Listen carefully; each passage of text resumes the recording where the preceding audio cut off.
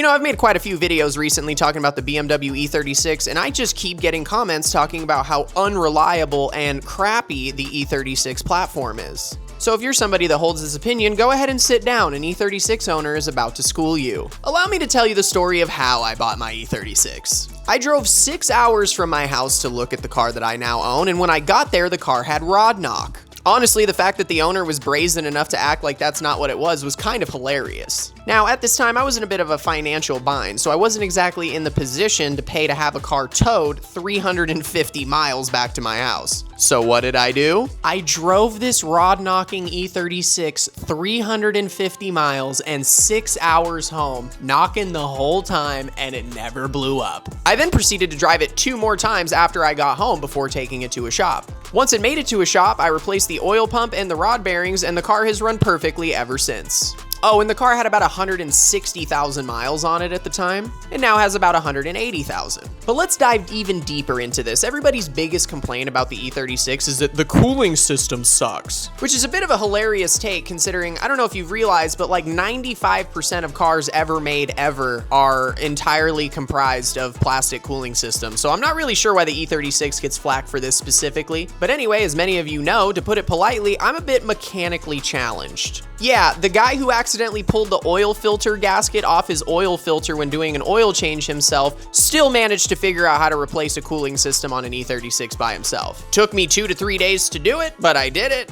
Furthermore, the all-in cost on this whole ordeal was like $250, $300. That was for an upgraded aluminum radiator and all of the hoses for both the cooling system and the power steering. $300! You guys are over here clowning on a car that's depreciated 90% from its original MSRP and is as good as an E36 because the plastic radiator sucks? Bro, these cars are 30 years old now. You buy any 30-year-old car, you need to replace the cooling system. What is this nonsense? And then people want to bring up rust. Like, again, any car in a moist climate from the 90s is not prone to rusting. Moral of the story, if you're hating on an E36, you're just being a hater and you're really missing out. Because for like the 10th of a price of an S chassis, you could have a car that is fundamentally much better than an S chassis in pretty much every way you can think of. So go ahead, let me know down in the comments below what you think about the E36s. Are they really unreliable, or are people just hating to hate?